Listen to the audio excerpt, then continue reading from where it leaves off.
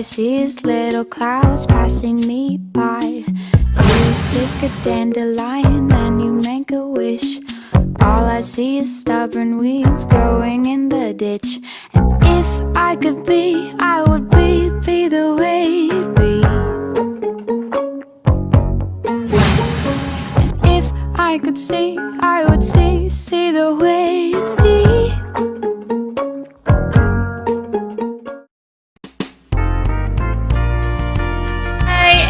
We're back. This is the TROOPical vlog. So hi everyone, welcome to our new adventure, and today we are honored here with Miss Cheryl Surat as our tourist. So Miss Surat, are you ready for our new adventure? Yes, I'm more than ready, and I'm very happy and excited to be here in the Philippines. So back to you, Princess. That's right, Dwight. This video will showcase different cultures and traditions of the Filipinos here at the beautiful country of the Philippines. And we will be your tour guide in this journey.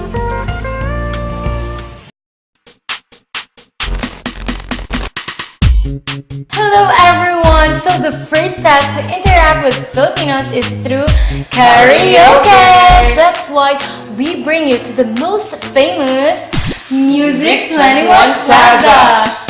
Pasay City has more check-ins on Foursquare than any other karaoke bar in Manila.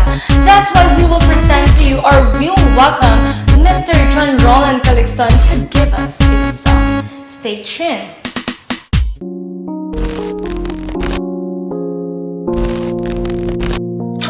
Hello! Welcome to the Philippines! 1, 2, 3.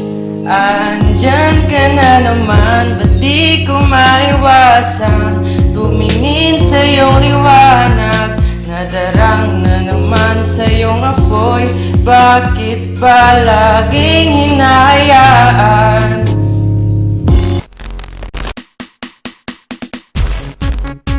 Wow, Dwight, that was really amazing. I can really see that the Filipinos are so good in singing. That's why videoke is very famous in birthdays, in weddings, and...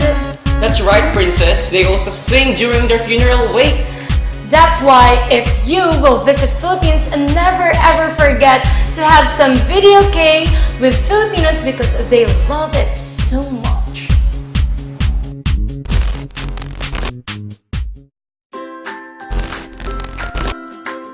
Feeling hungry, Princess? Yes, Dwight. So what can you suggest? So the second step in interacting with Filipinos is through eating the balot. And now I welcome you to the famous balot capital in the Philippines, Pateros!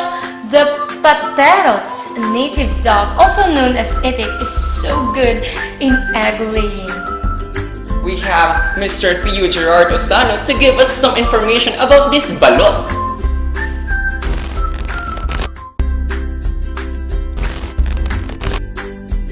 Best type of balot is the puting balot and is allowed to incubate for 16 to 17 days. Kaya subukan nyo na! So, what are we waiting for? If you're here in the Philippines, don't forget to eat the balot and live happily!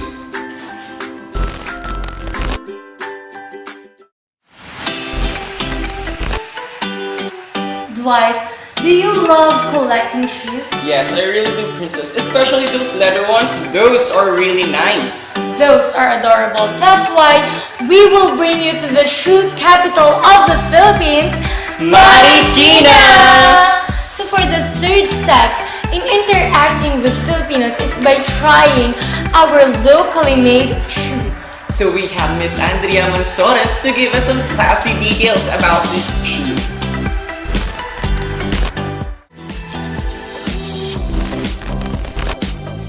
Marikina is determined to preserve the industry. Since 2002, we are having the Zapatero Festival, which has been changed to Zapatos Festival. Kaya, bili na!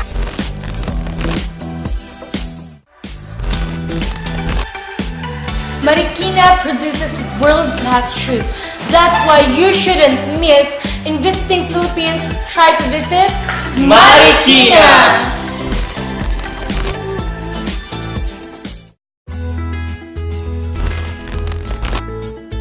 Princess, do you know Tagaytay? Yes, Dwight, Tagaytay is very good and the views there, it's so amazing. But how about Amadeo? What's with Amadeo? Amadeo is the coffee capital of the Philippines. And for our fourth step in interacting with Filipinos is by loving their native coffee.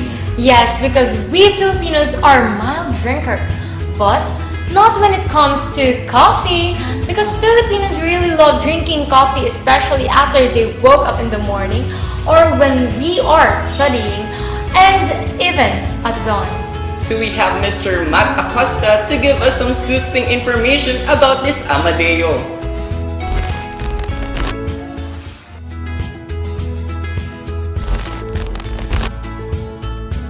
Here in Amadeo, Cavite, we use technology and modern methods in making coffee. Kaya tara na at tikman ang sariling atin. So if you happen to pass by at Cavite, don't forget to drop off at Amadeo. Yes, guys, because you need to have some native coffee time.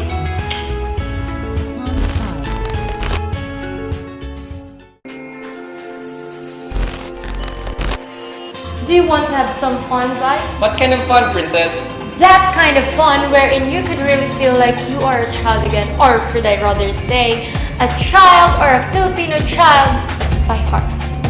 That's why the fifth step in understanding or interacting with Filipinos is trying our Filipino games here in San Miguel Festival! So we have here Mr. John Roland Calixton to guide us about this larong Pinoy.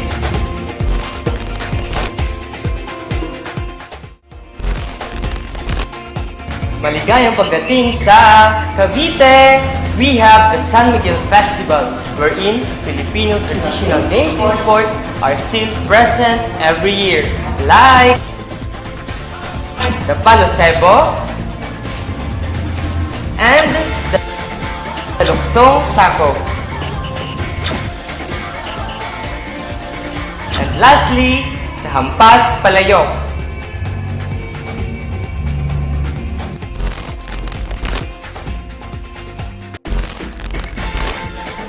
reminisce, sweat off, and enjoy The Larong Pinoy!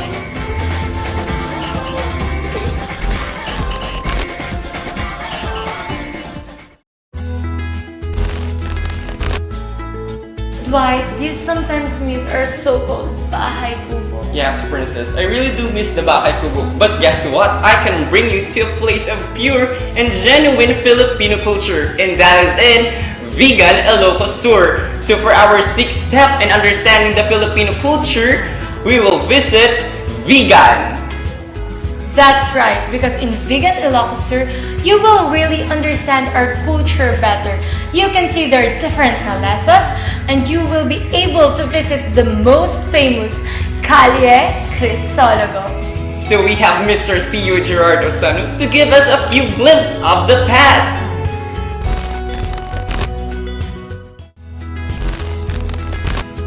Vegan is a UNESCO World Heritage Site in the Philippines, whose structures remained intact, wherein you could see the place where Filipinos lived a long time ago.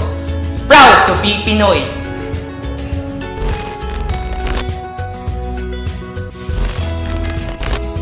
That's right, Dwight. That's why sometimes I really wish I could turn back the time. So remember, life is short, and please visit Vegan.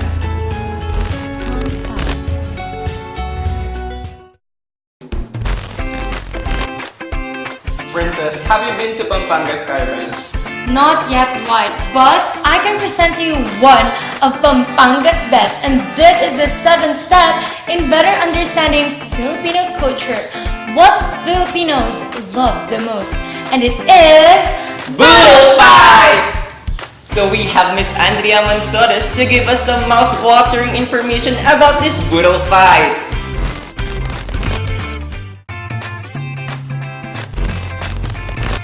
Kapampangan Boodle Fight is made up of different elements because our province has a proud tradition of heirloom dishes and sophisticated taste. That's right.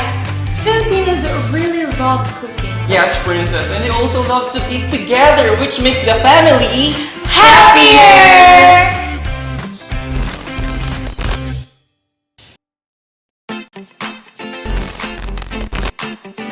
Dwight, we've been into different capitals of the Philippines already, and we already experienced their culture or our culture and tradition. So could you now bring me to a capital which will excite me and especially my tummy? Well, we have come to the right place, and it is in La Loma, the lechon capital of the Philippines. And for our 8th step in interacting with Filipinos is by tasting their delicious lechon. That's right, because Filipinos really love lechon, especially in New Year, in birthday parties, in weddings, and even in Christmas. But take note, we value religious differences in here. So we have Mr. Matt Acosta to give us some oink information about this lechon.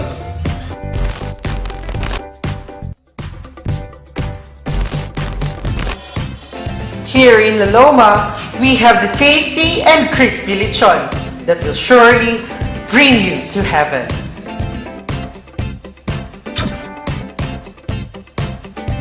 So if you happen to visit Philippines, don't forget to visit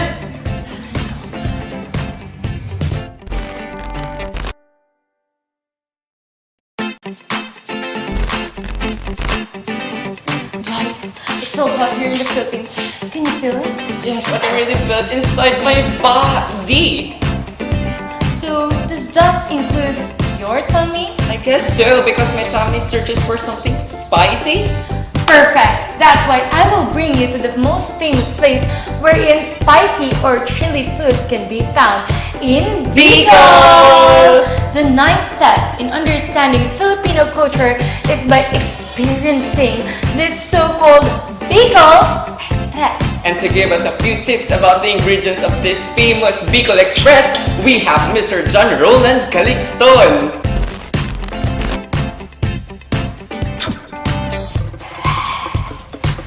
Bicol Express. This is a chili flavored favorite in the country, cooked in coconut thick cream. Wow, that's worth it. And I think that Bicol Express is mind-blowing. And I think we should never forget this chili and spicy adventure here in Bicol!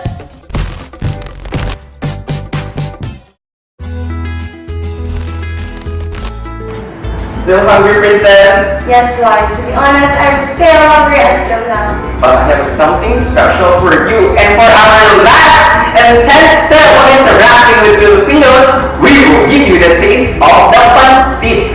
That's right, because we Filipinos believe na ang pansit ay pampahaba ng buhay or pansit would make our lives longer.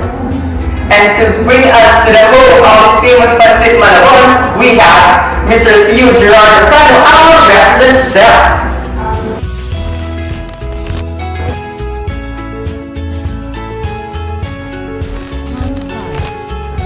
Pancit Malabon has a yellow-orange sauce, shrimp broth, frog fat, and flavors seasoned with patis.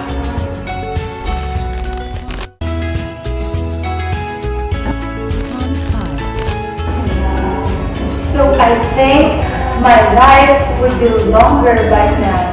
And from now on, I'll be eating pancit every time. And for you guys, you should try it too.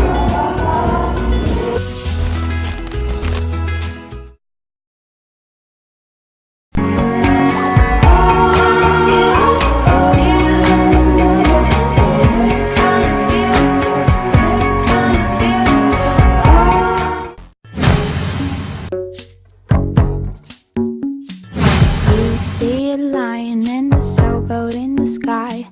All I see is little clouds passing me by. You pick a dandelion.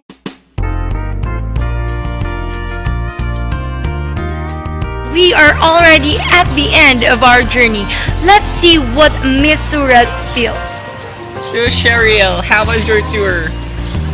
It's so amazing, and there's so many beautiful places here in the Philippines. So among those tourist attractions that you visited, which one is the most memorable one? For me, the most memorable one is the eating balot of the Filipinos because it's so tasty and it's also peculiar. Yes, it reminds me a lot of my childhood. So back to you, Princess. That's right, White. That's why you should always visit the Philippines and choose Philippines because it's more fun in the Philippines. So don't forget to hit that thumbs up button beneath the screen. And stay updated for our next videos. Bye bye! Top of the world, looking down on creation, and the only explanation I can